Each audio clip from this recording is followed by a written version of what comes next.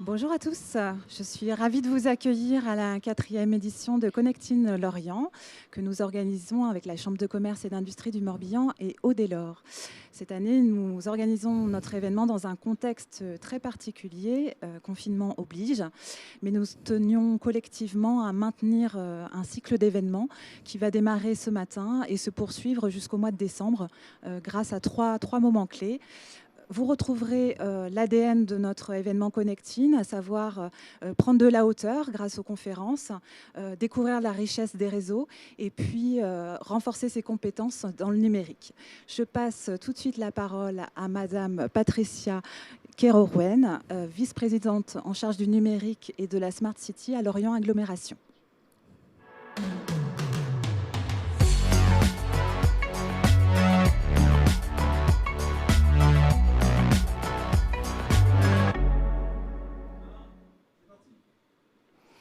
Bonjour à toutes et à tous, je suis ravie d'être avec vous aujourd'hui pour cette 4e édition du Connecting Lorient, en phase notamment avec le numérique et la crise Covid-19.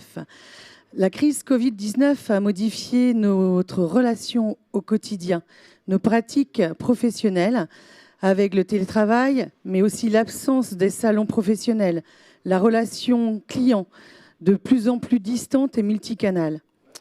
Cette période réinterroge nos rapports au commerce, au travail. Ces phénomènes sont-ils réellement nouveaux? Ne s'agit-il pas d'une accélération de tendances préexistantes à la crise? Changeons-nous réellement nos pratiques avec l'évolution des outils numériques?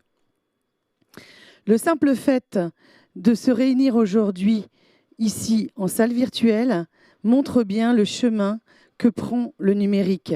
Cela est d'autant plus évident depuis la Covid-19. J'ai bien conscience d'avoir face à nous un public averti, voire déjà converti au numérique et à ses pratiques, mais qui sont loin effectivement d'être assimilés dans toutes les structures. Nous avons dû interroger nos pratiques, redéfinir nos priorités, bousculer nos habitudes. Ce qu'il n'y a que quelques mois n'était qu'un obscur projet est devenu une réalité, voire une généralité. La crise sanitaire interroge notre rapport à l'autre, remet en question les certitudes et je dirais aussi une partie de notre culture. La France est réputée dans tout le monde pour son esprit, sa convivialité, qui cimente notre société. Est-ce que tout cela a vocation à disparaître? Sincèrement, je ne crois pas, ni le repère et ni l'espère. D'ailleurs, tant les pratiques sont inscrites dans nos ADN. Pour autant, la crise et notre réponse n'ont pas entraîné que des choses négatives. Nous avons vu émerger de nouvelles pratiques, de nouveaux outils. L'intelligence collective s'est très vite adaptée. Malgré toutes les critiques envers la rigidité des structures et particulièrement celles administratives, on constate une réelle agilité de la part des services publics. Alors bien sûr, il reste énormément de chemin à parcourir pour faire accepter ces nouvelles pratiques. Toutefois, le sens profond du service public qui anime les agents territoriaux facilite ces changements. Épaulés effectivement des gens politiques comme nous, je prends pour exemple la volonté de Lorient Agglomération, épaulée d'Audelore et de la Chambre du commerce, afin d'organiser un système de call and collect, puis peut-être de click and collect, pour soutenir nos commerces de proximité. La question du numérique n'a pas été un sujet en soi, mais plutôt une réponse la plus adaptée à un contexte, à ses contraintes et un besoin exprimé. Bien sûr, il y a l'évolution entre le premier et le second confinement. Nous avons tous appris de nos erreurs, de nos errements, peu importe comment vous pouvez les appeler. Nous avons su analyser un contexte, une réponse et pratiquer les corrections nécessaires. Face à l'ampleur du phénomène, personne n'a en soi les bonnes réponses, mais tous, nous faisons le nécessaire pour s'en rapprocher. Le dernier point que je souhaitais aborder, non des moindres est celui des infrastructures. Car sans cela, nous n'aurions jamais pu mettre en place toutes ces réponses et avec un temps aussi rapide et précis. Dans ces moments de crise, la volonté politique d'équipement prend tout son sens. Le schéma directeur des infrastructures dans le pays de Lorient se révèle un atout. Encore une fois, il reste du chemin à parcourir, mais je suis rassurée par l'idée que nous avons déjà pris la route. On s'aperçoit désormais le choix structurant du passé et à venir vont nous aider à gérer cette transition. Transition technique, mais aussi transition sociétale. Notre mode de vie va changer durablement, j'en suis convaincue. Il va changer et nous permettre d'aborder d'autres dossiers transversaux. Ainsi, nous serons amenés à repenser les mobilités, l'aspect environnemental, la politique foncière, l'aspect sociétal, tout autant de choses, avec autant de leviers qui, mis bout à bout, constituent l'essence même de l'action politique, la gestion de la vie de notre cité. Oui, nous sommes à la croisée des chemins.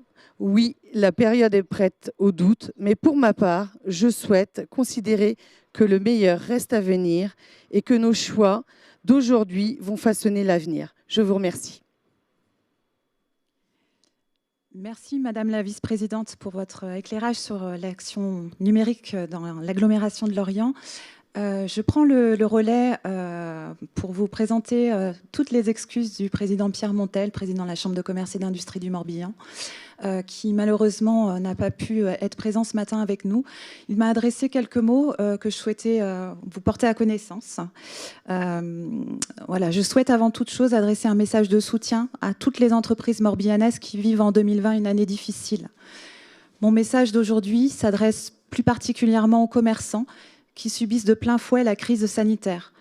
Je veux leur dire qu'en cette période difficile, les équipes de la SCCI sont plus que jamais à leur côté et se mobilisent sur tous les fronts.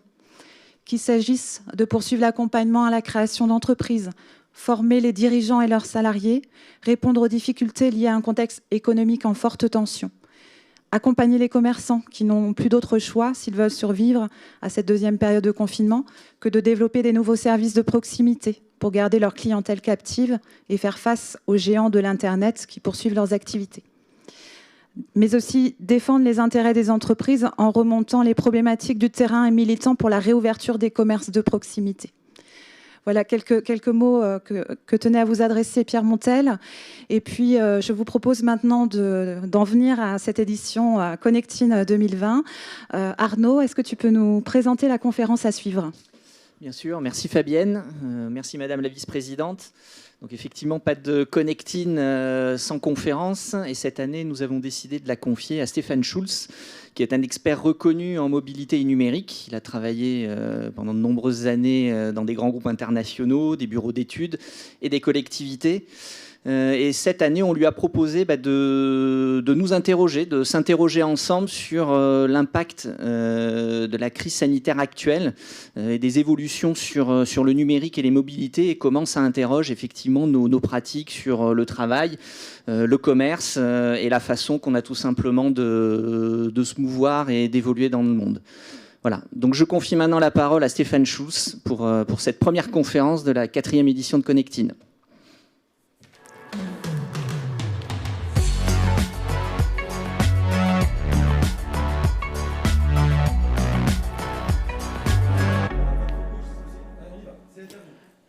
Merci Arnaud, bonjour à tous, je suis ravi d'être là, même si c'est une situation un peu particulière. J'aurais adoré que vous soyez face à moi et j'aurais adoré aussi que vous puissiez profiter de cet endroit du Palais des Congrès de Lorient, des bateaux, de la mer, je sais combien on en a besoin en ce moment. Donc je vais vous parler d'un sujet qui me tient à cœur, qui est l'impact du numérique. Alors ça c'est classique pour moi, et puis plus particulièrement de la Covid-19 ou du Covid-19, sur 3 points principaux de nos comportements quotidiens finalement. Le commerce, la consommation, le travail, la manière dont on essaye de continuer à travailler, et puis la mobilité. Donc pour me présenter rapidement, moi je suis consultant depuis 8 ans, je suis consultant en innovation, donc ça veut dire que j'essaie de comprendre, de tirer du passé, de décrypter le présent et puis d'anticiper l'avenir Alors, contrairement aux apparences, c'est un métier d'humilité. On est très humble, on se trompe tout le temps. L'idée est en plus de partager finalement nos méthodes, des clés de lecture, en fait, de décryptage de ce qui se passe ensemble. Et c'est ce qu'on va essayer de faire pendant la grosse demi-heure, les 40 minutes qui suivent. Donc, cette idée de partager, c'est aussi l'idée que vous compreniez comment nous, on aborde ce type de sujet et ce type de période particulière. Ensuite, donc, on commencera par le commerce parce que c'est sans doute le secteur le plus réactif avec la consommation, le travail aussi qui est impacté directement, et puis la mobilité qui est finalement la résultante des deux premiers, puisqu'on ne se déplace pas forcément par plaisir, mais par nécessité. Et puis, on essaiera de conclure un petit peu pour prendre de la hauteur sur ces sujets-là. Donc la crise, effectivement, on vit une crise exceptionnelle. Elle est exceptionnelle par tellement de points de vue. Elle est mondiale, elle est globale. C'est sans doute la première crise aussi importante et aussi globale de l'histoire de l'humanité. Elle touche vraiment l'ensemble des pays. Vous voyez ici sur le graphique qu'elle a une saisonnalité qui est importante. On parle en plus de choses extrêmement violentes, extrêmement agressives, comme le nombre de morts, le nombre de personnes à l'hôpital.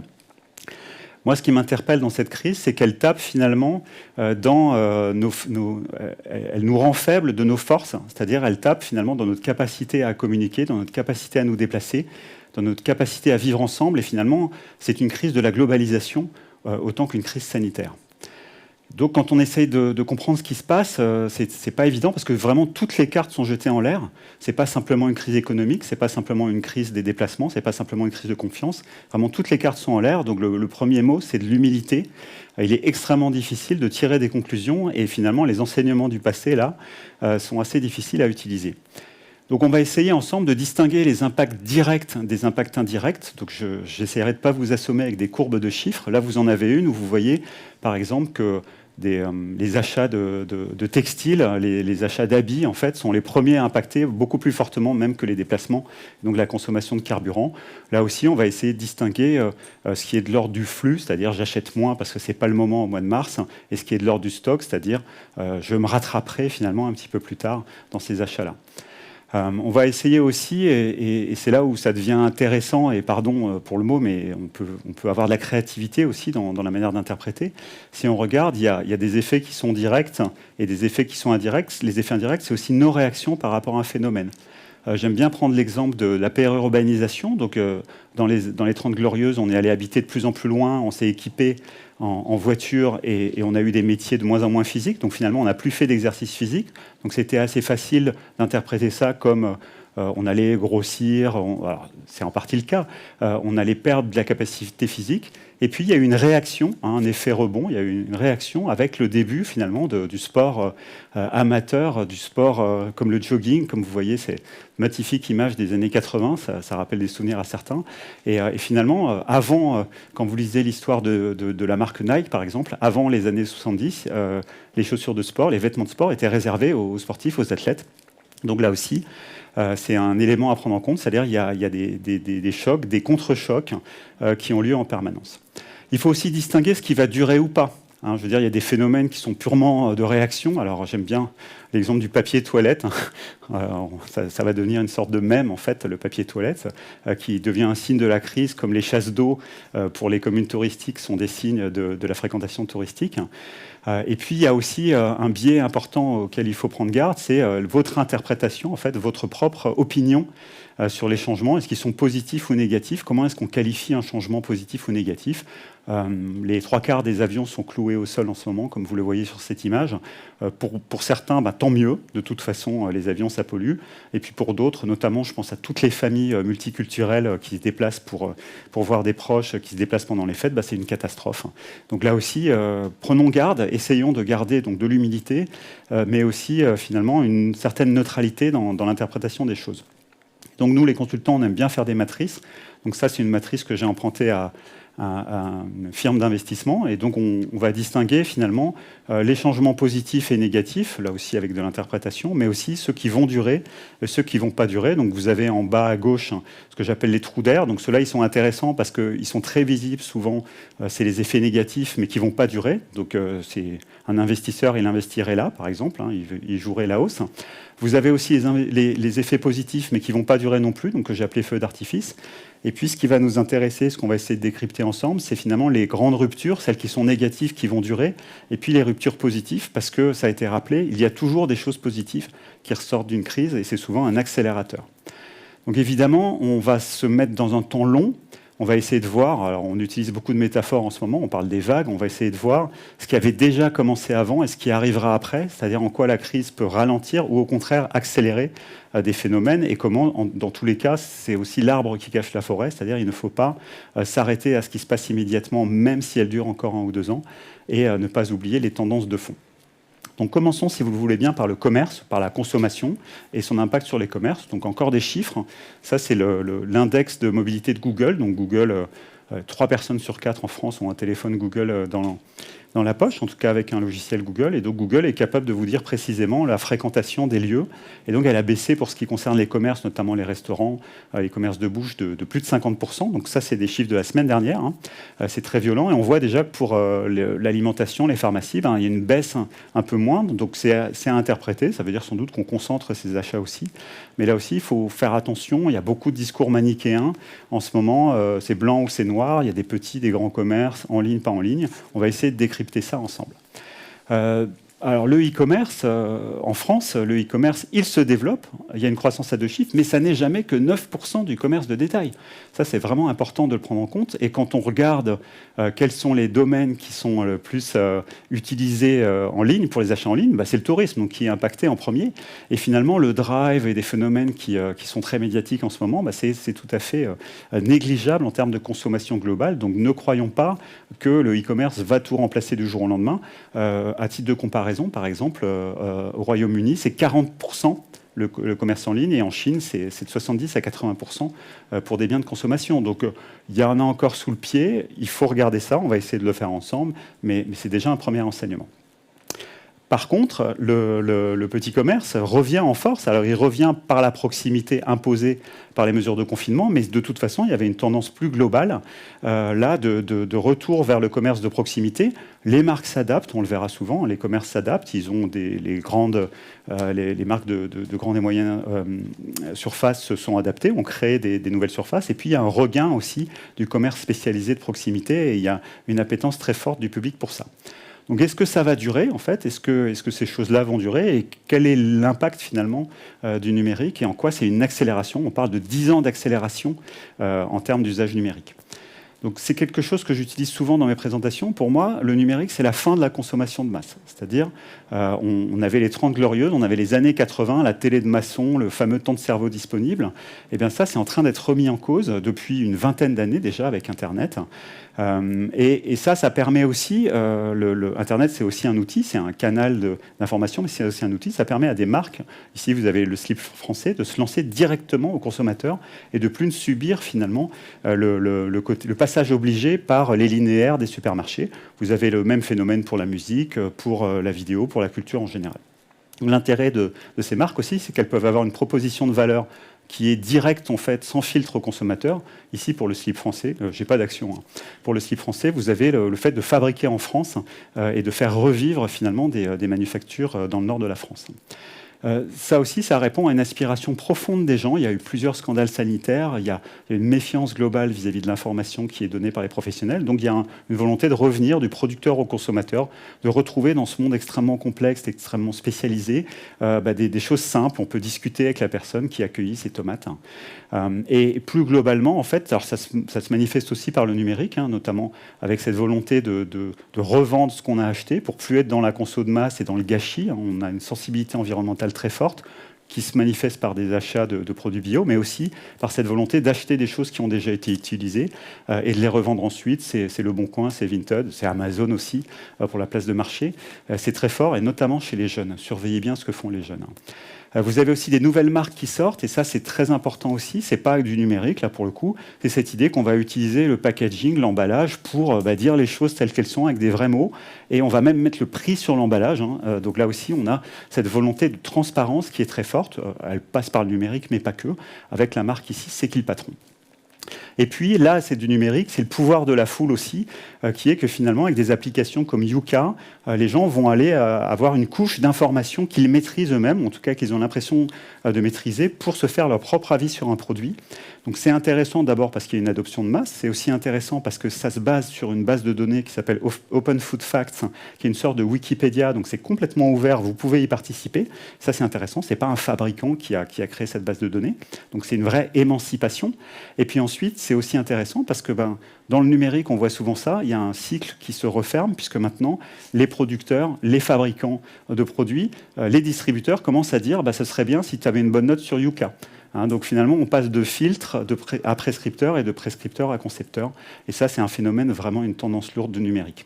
Donc encore un tableau très compliqué dont les consultants ont le secret, simplement pour dire qu'en réalité, il n'y a pas de commerce et de e-commerce ou de petit et de grand commerce comme il n'y a pas de vin blanc et de vin rouge. Il y a une infinité en fait de choix. Si vous regardez ici, vous avez, alors j'ai juste fait un brainstorming sur les possibilités de prise de commande, de moments, de la manière dont on va vous l'emballer, dont on va vous le livrer, dont vous allez le recevoir, dont vous allez le consommer. Et puis maintenant, c'est très important, dont vous allez rendre en fait le contenant à travers la consigne ou des reprises. Pour ceux qui sont fans de mathématiques, il y a 238 000 possibilités qui sont ici, donc on est loin du manichéisme de dire c'est blanc ou c'est noir.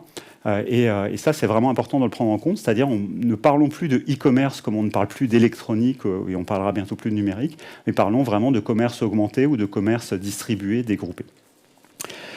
Évidemment, dans ce schéma-là, les plateformes, elles sont là. Les plateformes et les petits commerces, elles ne sont pas des ennemis, en tout cas pas en apparence. Google a sorti hier, il me semble, c'est un service qui permet, quand vous êtes sur Google Maps, qui arrive de temps en temps quand on cherche un endroit pour se déplacer, il dit « Voulez-vous découvrir les commerces qui sont à proximité ?» Amazon, il ne faut pas l'oublier, 50% du chiffre d'affaires d'Amazon sur les ventes, ce sont des tiers qui vendent, qui utilisent Amazon comme un magasin. Donc on est dans un schéma de distribution. Donc je ne cherche pas à donner mon opinion sur ces plateformes-là, mais elles existent. Et là aussi, c'est très difficile. On ne peut pas être manichéen. Si vous supprimez ces plateformes du jour au lendemain, il y a une perte directe aussi pour les distributeurs. Donc il y a tout à reconstruire derrière. Même chose, là aussi, il y a, pardon pour l'expression, j'ai vécu à Paris aussi, il y a un parisianisme aussi dans l'appréciation de penser que tout le monde va manger bio, éthique et durable. Il ne faut pas oublier que d'abord, il y a des gens, on parlera tout à l'heure, qui ont des problèmes de pouvoir d'achat et ça ne va pas s'arranger, mais il y a aussi 53% des gens qui vivent dans des villes de moins de 100 000 habitants. On l'a vu avec le sujet des librairies, il y a 50% des librairies sont en Ile-de-France et à Paris. Là, c'est la même chose. Le commerce de périphérie, ce n'est pas forcément le commerce du Marais à Paris, et donc il faut tenir compte de ça aussi. Et ça, c'est durable, c'est-à-dire les gens n'ont pas forcément le choix qu'ils souhaitent, et donc il va falloir réinventer aussi le commerce de périphérie. Et puis évidemment le sujet du pouvoir d'achat, je serais en faute professionnelle si je ne vous rappelais pas que l'essentiel pour la plupart des gens, ils ont du mal à finir la fin de mois, et donc la question du prix est extrêmement importante. Et donc il faut surveiller aussi des supermarchés comme Action qui se développent. Il y a déjà 500 magasins en France, et vous voyez, Action, c'est un peu le H&M ou le Zara de la consommation courante, c'est-à-dire ils vont proposer des prix très bas, mais ils vont varier énormément les stocks pour vous fidéliser, pour vous faire revenir. Donc ça aussi, c'est un signe qui est important. Il ne faut pas voir simplement l'aspect du petit commerce de proximité de la librairie. Donc passons sur le commerce. Donc le commerce, attention, donc des épiphénomènes très conjoncturels et puis des tendances beaucoup plus lourdes derrière. Le travail maintenant, donc le télétravail. Ah, ça, tout le monde télétravaille. Eh bien non. Un Français sur 3 a télétravaillé. On estime à peu près entre 15 et 30%. Donc ça correspond essentiellement aux gens qui ont un travail qui s'y prête, donc aux cadres qui ont la possibilité de travailler sur ordinateur et de communiquer avec des emails et des logiciels collaboratifs. On commence déjà à avoir un retour. On s'aperçoit que, et on en parlera plus longuement, que ce n'est pas le cas de tout le monde, c'est-à-dire tous ceux qui peuvent ne le font pas. Et puis, il faut aussi se demander, est-ce que c'est positif ou négatif? Est-ce que c'est une vraie rupture? Est-ce que ça va durer? Je veux dire, une fois qu'on pourra retourner dans les bureaux, est-ce qu'on va vendre les bureaux? Est-ce qu'on va définitivement s'installer à la maison comme cette dame? Alors, je télétravaille depuis longtemps, je sais bien que ce n'est pas comme ça. Donc ça, c'est important aussi de garder ça. En revanche, directement, on peut imaginer que le télétravail va s'installer de manière plus durable pour les gens qui le faisaient déjà. C'est mon cas. Moi, je me déplace de moins en moins. J'avais beaucoup de déplacements professionnels, j'en ai de moins en moins. Et ça va durer. Une fois qu'on a testé que ce n'est pas la peine d'aller à 9h du matin, prendre des avions à 6h pour être à 9h du matin à 500 km, on y a pris goût et des deux côtés, c'est la même chose. Et puis aussi, il faut se demander, il y a beaucoup d'achats qui sont en réalité sur le parcours du travailleur. C'est le cas des drives, c'est le cas, regardez où sont implantés les centres commerciaux de périphérie, ils sont près des nœuds de transport, près des échangeurs. Donc là, ça va forcément avoir des impacts sur ces surfaces qui vont s'ajouter en fait aux tendances lourdes que j'ai évoquées tout à l'heure. Donc il faut se reposer la question de si on n'achète pas le midi dans une grande surface, où est-ce qu'on va faire ses courses et comment est-ce qu'on va les faire. Il y a aussi un impact sur les déplacements. Donc là aussi, il y a des lignes qui se croisent. C'est-à-dire, d'une part, vous avez, si on télétravaille un jour par semaine, même un jour, même 4 jours par mois, c'est autant de voitures en moins et donc de kilomètres en moins. En revanche, si on se met à habiter en périphérie ou si on reste en périphérie, et là, on a des comportements de mobilité qui peuvent, au final, être négatifs. Je rappelle qu'en matière de transport, c'est la distance parcourue individuellement et globalement, prise globalement, qui compte. En gros, le nombre de litres de carburant qui est consommé. C'est ça qui a un impact sur le CO2. Ce n'est pas ce qui se passe dans telle métropole ou dans telle autre. Autre élément important, est-ce qu'il y aura un impact sur le budget des ménages? C'est-à-dire, si vous commencez à télétravailler, ça veut dire que vous allez peut-être arbitrer différemment. On voit ici que le transport a un impact très important, de l'ordre de 15% du budget. Ça a remplacé beaucoup d'autres choses. Le logement aussi. Donc, quels arbitrages vont être faits? Est-ce qu'on va modifier, alors c'est plus durable, c'est sur le plus long terme, la manière de concevoir des logements pour y prévoir des bureaux? On est bien obligé de mettre des garages, donc pourquoi est-ce qu'on ne serait pas obligé de mettre des bureaux? Est-ce qu'il y a des offres dégroupées là aussi qui vont se développer? On voit que les hôtels, par exemple, qui sont impactés directement par la baisse des déplacements professionnels, se sont adaptés très vite en proposant des chambres pour faire des réunions et puis des espaces de coworking. Donc là aussi, est-ce que ça va se développer? Comment vont réagir les représentants du personnel? Est-ce qu'ils vont laisser les gens se débrouiller ou est-ce qu'ils vont commencer à négocier des packages, des choses comme ça? Donc ça, c'est certain, c'est à venir. En tout cas, le télétravail ne se développera pas en plus d'aujourd'hui. Il y aura forcément des arbitrages et des rééquilibrages qui se feront. Et puis le sujet qui nous intéresse, c'est est-ce que l'entreprise a changé? C'est-à-dire finalement, on a vu que le consommateur a changé. Est-ce que l'irruption du numérique et la surutilisation en ce moment du numérique fait changer l'entreprise? Moi, je me permets d'en douter. Alors, c'est très mauvais quand on est consultant, mais j'ai ma propre expérience. Je travaille avec une vingtaine de clients par an. Et puis, j'ai ce que j'entends et ce que je lis aussi. C'est-à-dire, oui, il y a des outils collaboratifs, mais aujourd'hui, ils sont très peu utilisés. En tout cas, ils sont utilisés en plus de l'organisation et des process traditionnels, que sont des réunions à heure fixe, avec la présence obligatoire, avec pas de compte-rendu, etc. Donc, pour l'instant, on a des outils dont on ne se sert pas. Et là, c'est intéressant de voir de quel côté la pièce va tomber. Et puis, globalement, j'aime bien utiliser cette image, on est toujours dans le monde du travail actuel, je caricature un peu sur le trait, dans l'organisation, en fait, d'un travail qui est issu de la révolution industrielle, c'est-à-dire on a reproduit le command and control de la révolution industrielle, la parcellisation des tâches, le manque d'autonomie finalement du travailleur qui pouvait justifier à une époque où on pouvait mettre la main dans une machine, mais qui se justifie moins en fait aujourd'hui. Et donc finalement on reproduit ça quand on entend les gens qui travaillent avec le télétravail aujourd'hui, avec les logiciels à distance, où finalement on est obligé d'être là quand même à 9h pile, on a toujours de l'information descendante, etc.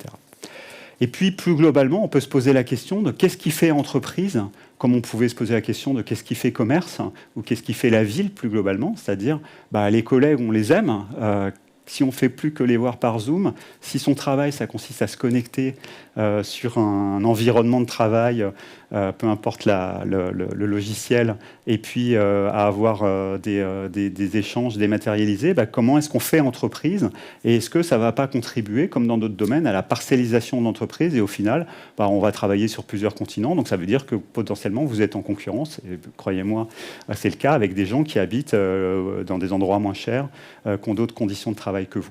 Donc ça, c'est une vraie question qu'il faudrait mettre sur la table, je me permets de donner mon point de vue, avant de se poser la question de comment est-ce qu'on tire mieux parti du numérique. Après le travail, on passe à la mobilité. Donc sur le sujet de la mobilité, Donc la mobilité est une résultante évidemment des deux phénomènes qu'on a vus tout à l'heure. Donc on a déjà commencé à esquisser des impacts. Donc là, la chose très visible, et ce n'est pas le moindre des paradoxes, c'est le succès du vélo. Le vélo devient finalement une sorte de symbole du confinement et du déconfinement. Alors, c'est vrai qu'il est doté de super pouvoirs. Il était plutôt le plus désavantagé des modes de transport dans la ville d'avant. Et croyez-moi, je suis cycliste depuis très longtemps. Et finalement, maintenant, le vélo, c'est le seul qui a le droit de se balader. Il n'a pas de masque.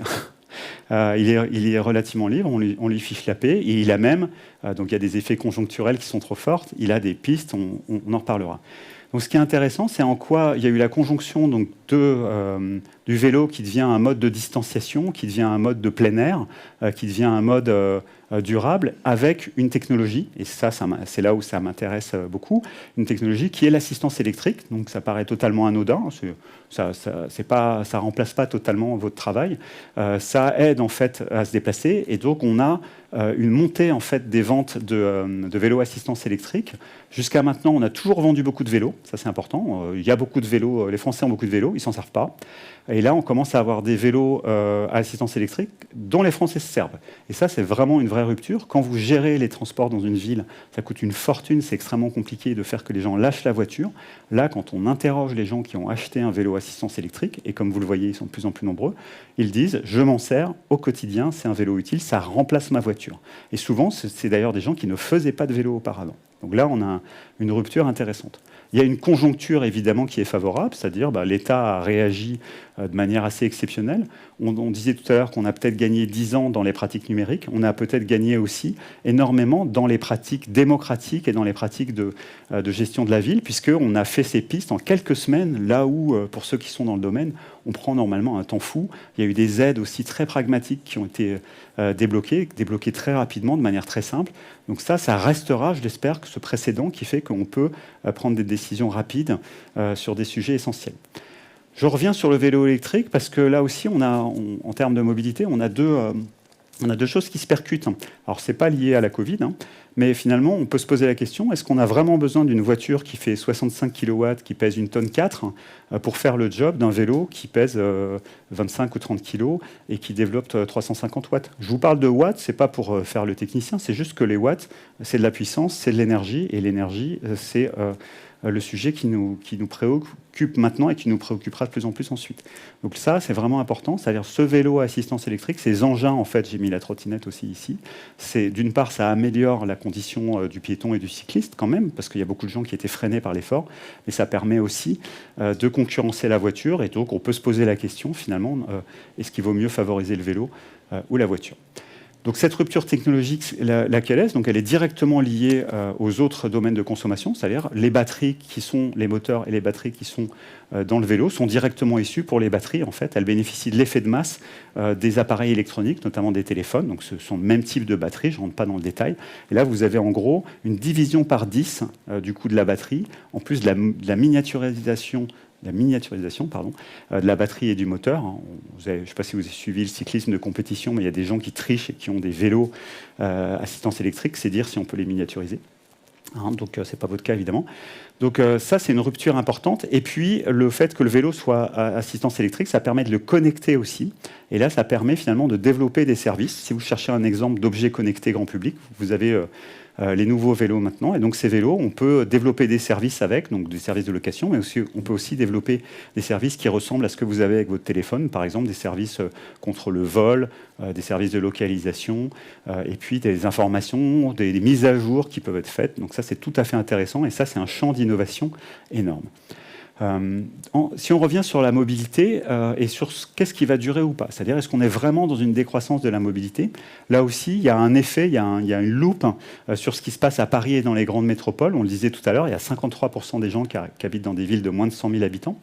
Et puis quand on regarde une enquête récente donc de Kizio et de Roland Berger ici, on voit que finalement la décroissance de mobilité, elle est assez marquée en termes dans les grandes métropoles, mais elle est beaucoup moins déjà, c'est presque le trait du crayon, dans les petites métropoles, dans les petites villes, et puis en dehors de ces agglomérations. Donc là aussi, il faut faire attention. Pour beaucoup de gens, le confinement n'a pas changé leurs habitudes de transport, donc il n'y a pas vraiment beaucoup de raisons qu'elles changent ensuite. Même chose, la conjoncture, elle est favorable pour tous. Hein. On voit les ventes de voitures qui ont chuté, donc on est un peu comme les ventes d'habits tout à l'heure. On peut imaginer que c'est du stock, les gens les achèteront plus tard. Mais on a un très fort, en fait, un très gros effort qui est fait par l'État pour favoriser la voiture. Et si vous achetez une voiture, a fortiori, si on vous dit qu'elle est écologique, eh ben vous avez des chances de vous en servir. Donc, méfiance. Le vélo dans les grandes villes, c'est formidable. En termes de distance parcourue, c'est très faible. Hein, c'est un impact très faible si vous comparez à ce que font les gens qui habitent en périphérie, qui ont des distances beaucoup plus longues et qui sont encore massivement en voiture. Et puis aussi, le vélo, ben, on va en parler, ça prend aussi des clients ou des usagers au transport collectif. Ça, c'est quelque chose qui me tient à cœur. Moi, j'ai travaillé 10 ans dans les transports collectifs et je vois, ça ne date pas de la Covid, depuis plus d'une dizaine d'années, il y a une défiance vis-à-vis du en commun, c'est-à-dire de voyager en commun, d'être en commun. C'est une sorte de crise qui affecte la ville. C'est le rapport entre les hommes et les femmes, c'est le rapport à la sécurité, à la sécurité, c'est le rapport à tout ce qui est public, c'est le fait qu'il n'y ait plus de bancs, que les générations ne vivent plus forcément ensemble. Donc c'est quelque chose de très puissant, mais qui va se cristalliser dans les transports en commun. Alors ici, j'ai triché, j'ai montré une image de grève, mais c'est très important, c'est-à-dire les transports en commun, ils ont à lutter à contre-courant, pardon pour la métaphore, contre beaucoup de tendances. Donc ils essayent de rappeler qu'ils sont écologiques, qu'ils sont sûrs, etc. Tout cela est vrai, mais c'est extrêmement inquiétant. Et là, il y a des effets, en fait, boule de neige, notamment, pardon d'entrer dans la technique, mais les contrats qui lient les opérateurs aux villes aujourd'hui sont essentiellement des contrats dans lesquels on essaie que l'opérateur ait une responsabilité sur la fréquentation. C'est important, c'est-à-dire qu'il aille chercher les clients avec les dents. Là, avec la crise, elle impacte directement l'économie de ces contrats et donc on a un recul. Moi, je pense que c'est un recul de 30 ans où finalement les opérateurs vont devenir des simples brûleurs de pneus, pardon pour l'expression, et je sais qu'ils ne le souhaitent pas et ils vont revenir sur des contrats où ils seront payés au kilomètre. Donc ça, c'est important et c'est relativement silencieux et je le regrette. On parle beaucoup des vélos, tant mieux, c'est formidable. Il ne faut pas que ça change, ça apporte beaucoup de choses. Il faut aussi parler des transports collectifs parce qu'on aura un impact significatif sur le changement climatique que si on développe les transports collectifs. Donc, je vais arriver dans mes conclusions, mais c'est important. Là, on a, sur nos phénomènes, finalement, on a des phénomènes contraires qui s'affrontent et on a des vrais risques, en fait, de ne pas arriver à remplir les objectifs, c'est-à-dire la Covid directement, elle fait baisser à peu près de 5% nos émissions. Donc vous voyez, ce n'est pas 50 non plus, de 5% de nos émissions sur l'année. On n'aura pas un confinement tous les ans, en tout cas je ne le souhaite pas. Donc il faut trouver des solutions pour la pollution, pour l'énergie, pour l'étalement urbain, qui sont les vrais enjeux.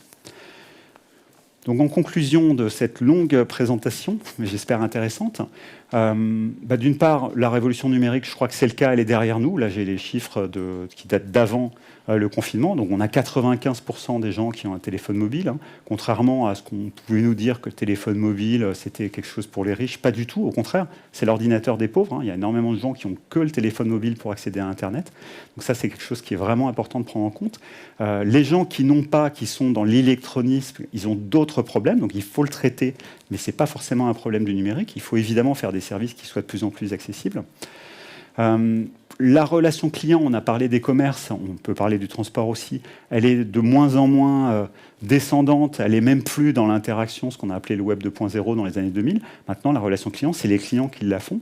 Donc là aussi, c'est une attitude à mettre, et les commerces et les services qui survivront en fait à cette période-là sont ceux qui permettront à leurs clients, à leurs usagers, à leur communauté, alors je fais attention à l'usage de ce mot, d'interagir et de créer eux-mêmes des choses. C'est vraiment essentiel et ça, il faut l'acter et il faut passer maintenant à l'action. On peut se poser la question de jusqu'où doit aller le virtuel. On voit qu'il y a énormément d'offres qui sont sorties. Je vous épargne les chiffres des startups qui proposent des engins de salon, mais c'est assez fou et ça va sans doute pas durer. Mais là aussi, on doit s'interroger individuellement, mais aussi collectivement, jusqu'où on va le virtuel. Et donc le pendant de ça, c'est finalement qu'est-ce qui nous relie. Je veux dire, moi, je suis un grand fan de conférences. Alors d'abord parce que j'y participe. Juste pour mémoire, ma première conférence publique, c'était ici en 2014. Donc j'ai une certaine émotion à être ici. Mais finalement, qu'est-ce qui nous relie? Qu'est-ce qui nous relie dans les commerces, dans les bars, dans les restaurants? Qu'est-ce qui nous relie dans le travail? Moi, j'aime mes collègues. Donc comment je vois mes collègues en vrai? Qu'est-ce qu'on peut faire ensemble? Et puis, qu'est-ce qui nous relie plus globalement dans la ville? C'est-à-dire après le confinement, est-ce qu'on ne peut pas finalement se réinterroger ensemble dans toutes les structures sur qu'est-ce qu'il faut garder, qu'est-ce qu'on peut déléguer au numérique, parce que finalement, ce n'est pas très intéressant de le faire ensemble, mais par contre, comment est-ce qu'on peut profiter de ça finalement pour se remettre en cause et avoir des vrais moments ensemble. Et puis quand même, je vais remettre un petit peu de gravité, mais Il y a une phrase que j'aime bien en fait sur le sujet de la transition écologique et de la transition numérique. C'est-à-dire si la transition numérique est derrière nous, on a la transition écologique à faire. Donc c'est Daniel Kaplan, qui est un chercheur de la FINC, qui disait la transition écologique, elle sait raconter son but, mais elle peine à dessiner son chemin. C'est-à-dire comment est-ce qu'on y va, est-ce qu'il faut des éoliennes ou arrêter de débrancher l'ordinateur. Et puis la transition numérique, en réalité, c'est le contraire. C'est-à-dire on sait comment y aller, et j'en ai donné quelques exemples, mais finalement, on ne sait pas où on va. Donc finalement, est-ce que l'enjeu et les leçons de cette crise, ça n'est pas d'arriver à rejoindre les deux choses, à se servir de la puissance de la distribution des outils qui sont extraordinaires, encore une fois, et qu'on utilise plutôt mal aujourd'hui, pour arriver à remplir des objectifs beaucoup plus vastes et qui nous dépassent aujourd'hui, et qui peut-être, grâce au numérique, permettront d'y arriver. En tout cas, j'en suis convaincu. J'espère que je vous ai intéressé, et je vous remercie. Restez avec nous.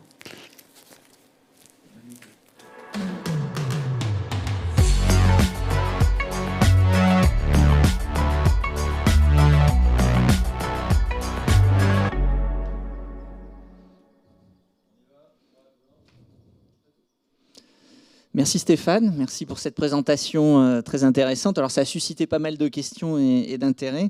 Je vous propose de démarrer par une question sur la logistique urbaine, où on nous demande si on a pu constater des évolutions dans les pratiques, notamment en termes de réduction et d'amélioration du trafic sur les dernières crises.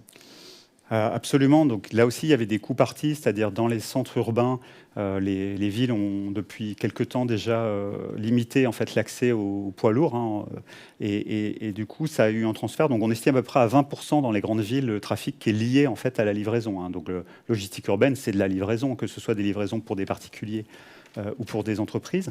Donc on a cherché à changer ça. Donc il y a ce qu'on appelle la cyclo-logistique qui s'est développée. Il y a aussi des engins qui sont moins bruyants, qui sont moins polluants, avec des camions électriques. Mais là aussi, on a une tendance de fond qui est qu'il y a un changement structurel dans la consommation, notamment dans les villes, donc l'endroit où c'est vraiment compliqué d'y aller, là où il y a le moins d'espace disponible, là où il y a le plus de réactions en nuisance. C'est qu'avec le e-commerce, finalement, avec la vente par correspondance, pour parler dans des termes du XXe siècle, avant, on livrait, un producteur, il livrait des palettes à des professionnels, donc il livrait une palette ou plusieurs palettes ou un container à un grand magasin. Maintenant, on livre des colis à des particuliers. Donc, ce n'est pas du tout la même chose, ça n'a pas du tout le même impact, ce n'est pas du tout le même métier. Et là, donc, il y a la partie visible qui sont les modes de transport. On parle du dernier kilomètre, là, c'est transfert sur des vélos, des cargos, voire à pied. Mais il y a en amont aussi un changement radical, même dans la conception des produits et du conditionnement. Donc, la logistique urbaine, c'est le sujet essentiel parce qu'il englobe finalement à l'intérieur tous les sujets en aval de la consommation de nos pratiques et en amont finalement de comment on produit, comment on distribue et quels sont tout le cycle en fait d'un produit. Avec en plus, ce souhait maintenant, on veut tout savoir, c'est-à-dire vous allez voir, on va pas mettre trop longtemps à se demander quand je prends 3 paires de chaussures et j'en ramène 2, est-ce que c'est vraiment une bonne idée? Donc là, pour l'instant, on en a profité, c'était un peu l'euphorie. Je pense que là aussi, on va se pencher sur ces contraintes-là. Autre question, alors sur un secteur un peu plus original, sur la formation professionnelle. Est-ce que, à votre sens, la crise actuelle, la crise sanitaire et économique qui va malheureusement venir dans les mois qui viennent, est-ce qu'il va y avoir un impact important sur la façon dont se passe la formation, notamment on pense au distanciel, à la difficulté de se voir en physique? Comment est-ce que vous voyez les choses? Ouais, non, ça c'est vraiment hyper intéressant et je pense que ce sera un des secteurs les plus impactés. Pourquoi? Parce que d'une part, nos enfants, et je n'en ai pas parlé, et je m'en veux, nos enfants, ils sont impactés par cette crise. Alors, ils sont impactés de plein de manières, mais ils sont impactés directement. Eux, ils font du télétravail. Ils sont perturbés, ça change toutes les semaines, etc. Ils sont perturbés personnellement aussi, vous le voyez, si vous avez des enfants.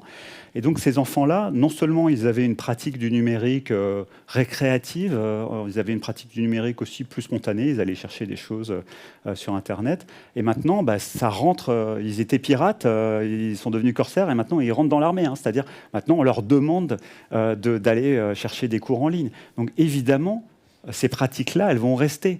quand ils vont arriver dans le travail, ils vont dire mais c'est quoi cette organisation? Je veux dire, moi je ne suis pas habitué à travailler comme ça, j'ai mes propres outils, donc ils vont amener leurs propres outils. Et donc pareil pour la formation, donc là on parle de formation dans un cadre bien réglementaire, mais d'une manière générale, ils vont se former tous les jours en allant chercher des informations, en échangeant entre eux. Il y a déjà des groupes WhatsApp. Et de fait, la formation, comme beaucoup de choses avec le numérique, elle ne va pas être impactée, il ne va pas forcément y avoir Google qui va proposer des formations, même s'il le fait. Mais elle va être dissoute, elle va être dégroupée, moi j'aime bien ce terme-là, et finalement on va se former un peu tout le temps, on va être tout le temps dans la recherche d'informations, et là c'est extrêmement important, qui est-ce qui va fournir cette information, comment est-ce qu'on garantit sa qualité, etc. Donc je ne réponds pas à la question, pardon, mais la formation va être impactée, mais elle va plus être impactée parce qu'elle va venir s'infiltrer dans tous les maillons de la chaîne de l'apprentissage, c'est-à-dire de l'école jusqu'à la formation professionnelle, mais aussi parce qu'à travers des outils, des pratiques, en fait, elle va changer complètement ces temps du travail où il y avait le temps où on apprenait et puis le temps où on exécutait. Ça va, sans aucun doute, complètement se dissoudre.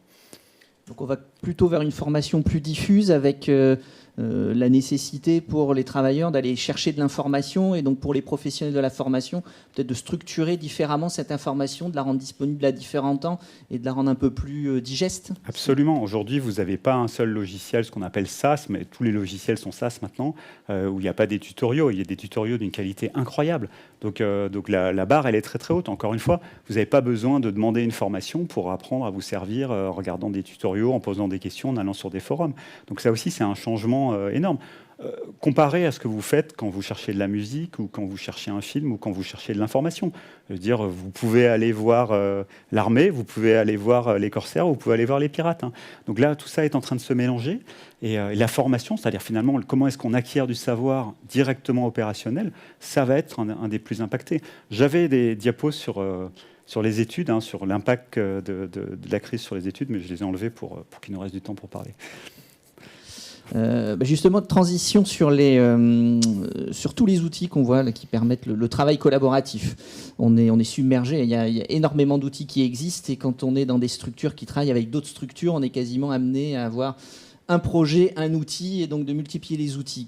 Quel est votre sentiment par rapport à ça? Est-ce qu'on gagne réellement en efficacité? Est-ce qu'on utilise réellement ces outils dans leur pleine mesure? Et est-ce qu'on y gagne réellement en efficacité?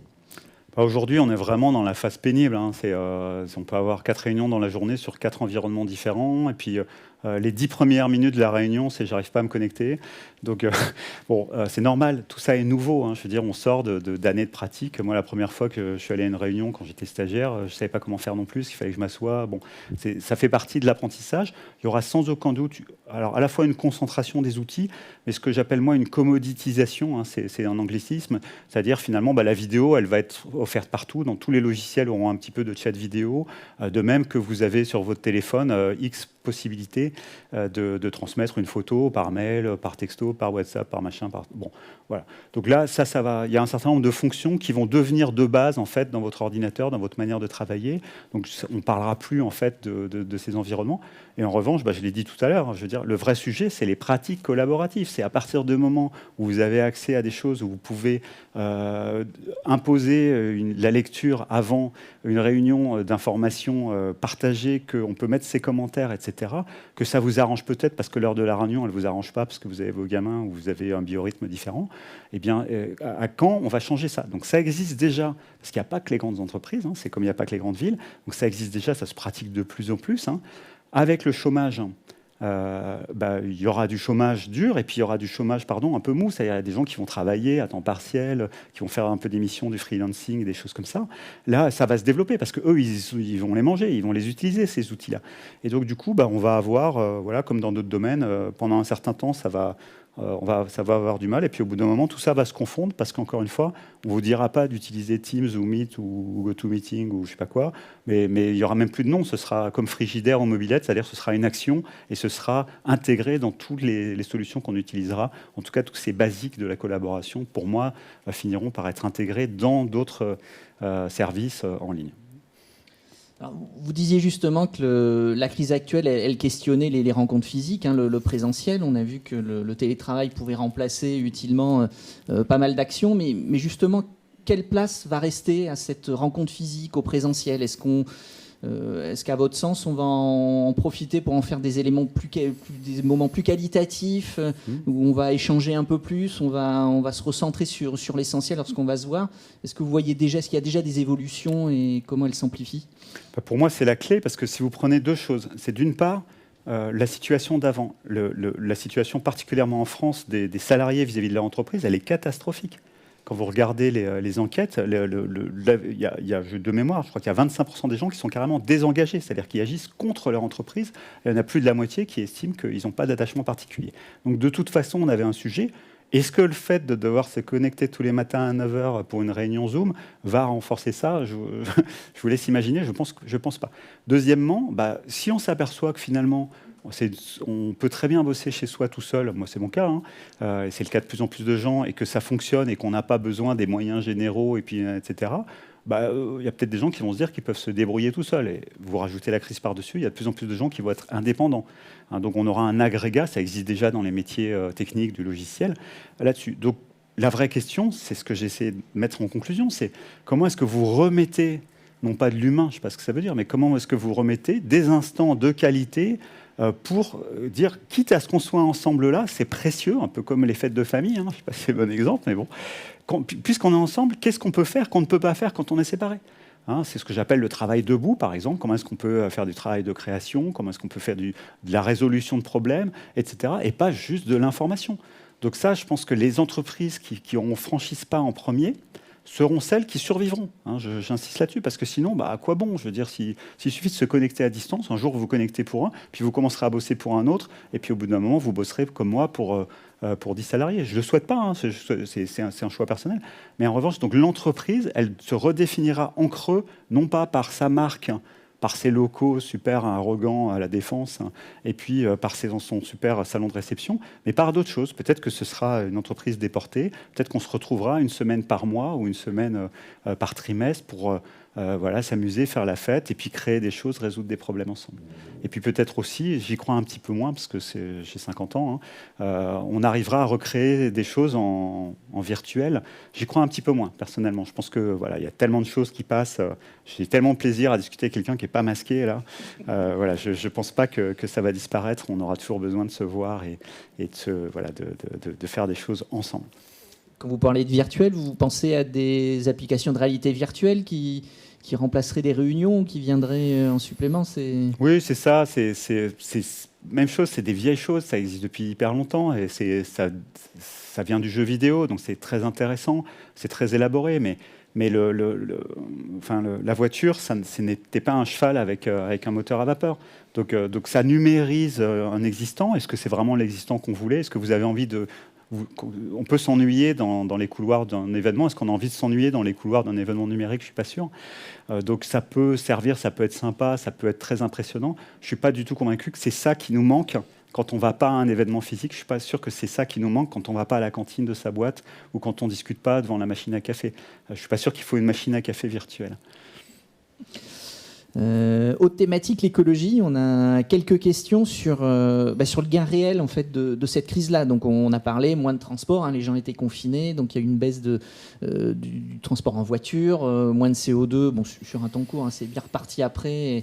Mais est-ce que la pollution numérique finalement n'a pas compensé cette moindre pollution liée au transport? Est-ce qu'on a un gain réel à attendre en termes d'écologie de ces nouvelles pratiques? Voilà, comme j'ai essayé de le dire, il y a tellement de mouvements contraires à court terme que c'est vraiment difficile. Alors, je ne suis pas convaincu que le fait de laisser son ordinateur allumé toute la journée pollue beaucoup plus que s'il est éteint, parce qu'il y a des infrastructures, il y a des serveurs qui sont là de toute façon, il y a des choses qui tournent. Donc la pollution numérique, comme le reste, il faut y faire attention. Plus globalement, moi je suis très inquiet. Je suis très inquiet parce que le vrai sujet, c'est notre capacité à agir collectivement en suivant un dessin, ce que j'essaie d'expliquer tout à l'heure.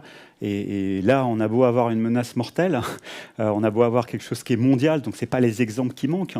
Je ne veux pas polémiquer, mais il faut qu'on s'interroge nous-mêmes sur notre capacité à agir ensemble pour changer les choses. C'est pas facile, on voit que c'est déjà très difficile, encore une fois, pour quelque chose de très direct. On est touché dans nos familles, on est touché près de nos proches, même si c'est pas la guerre non plus, mais bon, quand même, on est touché. le réchauffement climatique, en quoi on est touché, c'est plus indirect, c'est pas tout le temps, il y a les saisons, etc. Donc moi, j'essaie d'avoir une vision globale. Je suis plus inquiet par nous-mêmes et nos dirigeants aussi, parce que, pardon, mais ils n'ont pas forcément montré un super exemple de ce que c'est la planification centralisée. Ça, c'est mon avis, je le partage, c'est mon opinion.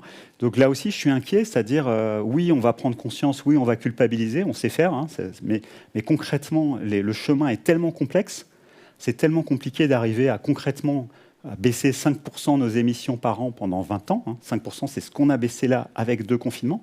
Donc l'enjeu, il est énorme. Comment est-ce qu'on va faire? Et c'est plus ça qui m'inquiète. Moi, je travaille aussi sur le comment on fait. Comment est-ce que nos organisations vont se mettre en branle? Comment est-ce qu'on va l'accepter de le faire sans se tirer dans les pattes, comme parfois on le fait aujourd'hui? On a quelques questions, effectivement. Certains nous disent que ce que vous avez évoqué, les transports, le numérique, s'applique de manière parfaite aux zones urbaines, aux zones métropolitaines. Mais qu'est-ce qu'on peut dire sur les milieux ruraux, périurbains? Est-ce qu'ils ne sont pas oubliés? Est-ce qu'ils pourront avoir accès à ce même type de service? Est-ce qu'il n'y a pas nécessité de repenser peut-être le territoire avec une vision plus large et de ne pas se limiter aux grands centres urbains? Le territoire, c'est physique, c'est un espace physique. Donc 1 kilomètre, c'est 1000 mètres, vous pouvez faire ce que vous voulez. Donc dans un rayon de 1000 mètres, on le sait en ce moment, dans un rayon d'un kilomètre, qu'est-ce qu'on peut faire? On ne fait pas la même chose en ville qu'en périphérie, et pas la même chose en périphérie que dans les Hautes-Alpes. Donc, pardon pour les Hautes-Alpes, mais bon, dans les montagnes. Donc voilà, ça c'est la réalité. Encore une fois, le sujet du CO2 qui nous concerne, le sujet de la consommation d'énergie qui nous concerne et le sujet de l'étalement urbain qui nous concerne aussi, c'est directement lié à chaque kilomètre qu'on fait, qu'on soit dans les Hautes-Alpes ou au centre de l'Orient. Donc chaque kilomètre que vous faites compte. Et oui, on a un sujet. Donc le numérique, en quoi est-ce qu'il peut aider? C'est sûr que si vous travaillez un jour de moins quand vous êtes à la campagne, c'est 1 kilomètre de moins. C'est peut-être 30 ou 60 kilomètres de moins qui sont faits. En revanche, si vous habitiez en ville et vous partez à la campagne parce que vous avez une bonne connexion Internet, etc., c'est 60 kilomètres de plus parce qu'avant, vous le faisiez à pied ou à vélo. Le sujet des transports collectifs, je le répète, il est central et on n'en parle pas assez. Il faut absolument mailler. On maille les territoires avec de la fibre, c'est formidable. Il faut mailler les territoires avec des trains. Il faut qu'on soit à moins de 5 km d'une gare. Il faut qu'on puisse accéder à cette gare avec des modes peu polluants. C'est essentiel, c'est vital. Voilà. De toute façon, vous pouvez prendre le problème dans tous les sens. Si on ne peut pas prendre le train quand on vit en périphérie pour aller vers les centres urbains, pour aller vers les nœuds de communication, on ne pourra rien faire. Il n'y a pas de mode mieux. Le train, on sait faire. Donc développons le train, développons les accès au train. C'est beaucoup plus simple pour un élu de périphérie de faire des pistes cyclables qui vont dans une gare que de résoudre le bouchon pour rentrer à l'agglomération parce qu'on aura toujours 15 ans de retard. Une dernière question sur les acteurs de la mobilité. Est-ce que selon vous, certains se démarquent dans la crise actuelle, notamment prennent de l'avance en termes de services, que ce soit de nouveaux services ou dans leur pratique du numérique? Là aussi, c'est une vaste question. C'est-à-dire, quand on parle d'acteurs de la mobilité, on a les acteurs historiques qui ont un modèle économique tout à fait particulier, qui sont directement en lien avec les villes. Donc, eux, ils souffrent avec les villes. Je veux dire, ils souffrent parce que les villes, elles ont du mal dans cet environnement incertain. Elles vont avoir des problèmes de ressources, concrètement. Ça va être dramatique, les ressources. Le budget 2001 pour les villes, ça va être vraiment très, très, très compliqué, parce que tout ça, c'est lié. La fiscalité, c'est comme ça. Donc elles sont liées avec eux. Et puis vous avez les nouveaux opérateurs ou les nouvelles mobilités, elles sont liées indirectement, qui elles, on pourrait dire, elles tirent leur épingle du jeu, mais en fait on s'aperçoit que pour l'instant elles n'avaient conquis qu'une petite partie du marché, qui était justement la partie des gens qui se déplaçaient le plus pour aller aux aéroports, pour aller aux gares, pour sortir le soir, etc. Donc eux, ils prennent cher. Mais ils sont plus souples. Ils n'ont pas des dépôts avec des lignes de tramway, donc ils pourront s'adapter. C'est ce qu'ils font d'ailleurs pour l'instant. Donc là aussi, on a un sujet de fond qui est beaucoup plus comment est-ce qu'on rebelote tout ça, c'est-à-dire comment est-ce qu'on se dit maintenant faisons la paix, essayons d'harmoniser. On a besoin des forces des uns et des autres, on a besoin des compétences des uns et des autres pour dire il y a une infrastructure. Et sur cette infrastructure, on permet le développement de nouvelles solutions qui tirent parti du numérique, qui tirent parti aussi du collaboratif, qui tirent parti de nouvelles manières de travailler. Et moi, j'insiste beaucoup là-dessus. Distinguons l'infrastructure qui doit être maîtrisée par le public, donc le train, les gares, la manière dont on peut se garer, dont on peut circuler, les règles de vie privée pour les clients, etc. De la manière dont on met ça en place. En fait, inspirons-nous d'autres pays qui ont réussi beaucoup mieux à stimuler en fait une concurrence et une demande, une offre beaucoup plus intéressante. Et puis après, laissons faire les choses. Moi, je suis plutôt adepte de ça. On verra bien ce qui marche. Et de toute façon, on n'a pas le choix parce qu'on ne peut pas se contenter de continuer comme avant et de réappuyer sur le bouton play. Ça, on sait qu'on a déjà suffisamment de retard. Donc voilà, c'est une réponse un petit peu longue, mais pour moi, les anciens acteurs, ils ont un problème financier tout de suite qu'il faut qu'ils règlent. Les nouveaux acteurs aussi, mais qui ont d'autres manières de régler. Et j'espère qu'ensuite, ces gens-là travailleront ensemble pour avoir le maximum d'effets de levier, parce qu'on a un vrai problème. Donc privilégier l'intermodalité et la coopération entre les différents acteurs. Exactement. Regardez ce que vous faites dans le travail. Si on vous imposait un seul, on en parlait tout à l'heure, un seul moyen de communication, un seul moyen de travail en commun, ce serait la catastrophe. Et ben on fait avec, et puis au bout d'un moment, toutes ces choses-là rentrent dans l'ordre. C'est plus compliqué, évidemment, dans la vraie vie, dans les espaces physiques. Mais là aussi, moi, je suis plutôt favorable. Regardez là où ça fonctionne, dans les pays nordiques notamment. Regardez ces dispositifs où finalement, on a beaucoup d'acteurs. Il y a quelqu'un qui régule et ça fonctionne très bien. Très bien, merci beaucoup. Merci à vous, Stéphane. Merci pour cette intervention et d'avoir répondu à toutes ces questions. Merci de nous avoir suivis. Je vais passer la parole pour un petit mot de conclusion et puis vous indiquer les prochaines échéances, parce que c'était la conférence inaugurale et on a notamment 2 autres animations pour cette 4e édition du Connecting Lorient.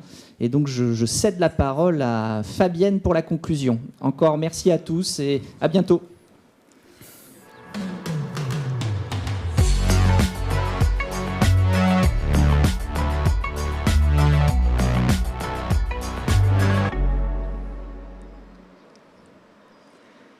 Bien, merci Stéphane Schulz pour cette prise de hauteur et nous avoir interrogés sur les tendances en termes de numérique et mobilité.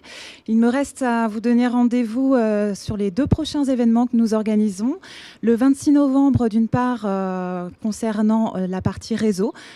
Découvrez la richesse des réseaux et nous vous invitons à participer à la plénière départementale Plateau, qui est un réseau de dirigeants d'entreprise.